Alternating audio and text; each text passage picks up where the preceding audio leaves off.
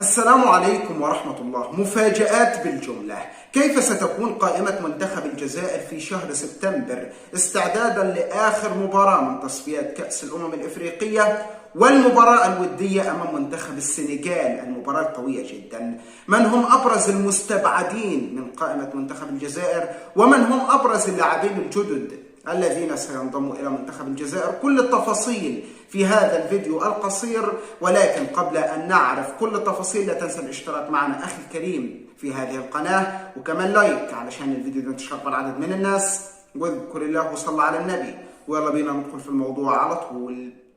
يعود منتخب الجزائر للحياة مرة أخرى عندما يخوض مباراتين في شهر سبتمبر، مباراة يوم 7 من نفس الشهر ومباراة يوم 12. المباراة الأولى ستكون في الجزائر حين يحل منتخب تنزانيا ضيفا على المنتخب الجزائري، وهذه المباراة تحصيل حاصل لأن منتخب الجزائر صعد بالفعل. المباراة الثانية ستكون في دكار في العاصمة السنغالية ليسافر منتخب الجزائر إلى هنالك. وطبعا المباراتين مهمتين جدا جدا جدا. لا تقل لي المباراة الأولى تحصيل حصل فقط، لا، بل هي استعداد منتخب الجزائر لتصفيات كأس العالم التي ستكون في شهر نوفمبر بدايتها طبعا، وأيضا استعداد منتخب الجزائر لكأس الأمم الإفريقية التي ستكون في شهري يناير وفبراير. وشهدت القائمة المرتقبة لمنتخب الجزائر كما ذكرت بعض التقارير الصحفية المقربة من جمال بلماضي العديد من المفاجآت المدوية. وأول هذه المفاجآت هو أن فيكتور لكحل وأندي ديلور موجودين في القائمة الموسعة، ذلك يعني أنهم بنسبة كبيرة سيكونون في القائمة النهائية. وعلى فكرة لكحل تراجع مستواه كثيرا في الموسم المنصرم، وهذا ما يجعل هنالك انتقادات كثيرة لجمال بلماضي على هذا اللاعب.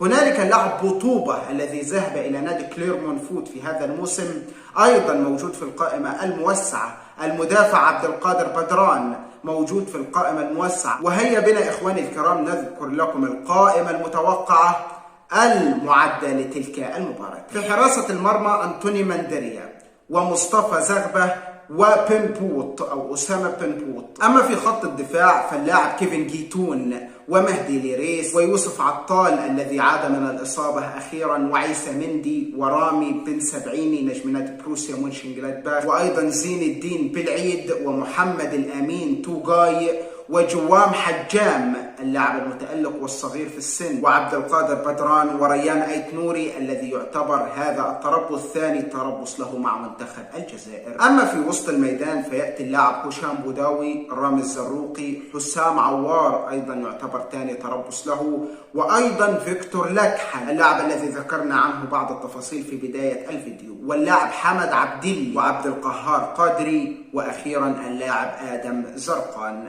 نذهب إلى خط الهجوم والذي فيه بعض المفاجآت من وجهة نظري الشخصية. رياض محرز أولا نجم الأهلي السعودي، وبدر الدين بوعناني الذي يعتبر ثاني تربص له أيضا مع منتخب الجزائر، وسعيد بالرحمة المتألق كثيرا في البريمير ليج مع نادي ويست هام يونايتد الهامرز، وفارس شعيبي، وأيضا محمد الأمين عمورة، وأندي ديلور العائد من الإصابة، وأخيرا بلال بنطوبة وأيمن محيوس وبغداد بنجاح. يعني استبعاد إسلام سليماني ويوسف البلايلي الذين يعتبروا أو اللذان يعتبران من أبرز نجوم منتخب الجزائر سابقا. على فكرة يا جماعة جمال بلماضي يعتبر بيصفي، خلاص جمال بلماضي أعلن عن حملة لتصفية جميع اللاعبين القدامى في منتخب الجزائر بما في ذلك لاعب تلو الآخر. اللاعب على فكرة أمين جويري سيكون حاضر مع منتخب الجزائر، ولكن في كأس الأمم الإفريقية وفي تصفيات كأس العالم. في النهاية شاركنا رأيك في الكومنتات، هل في لاعبين ظلموا بعدم انضمامهم إلى تلك القائمة؟ وهل هنالك لاعبين موجودين في القائمة لا يستحقوا الانضمام؟ شاركنا رأيك في الكومنتات، لايك واشتراك، والسلام عليكم ورحمة الله.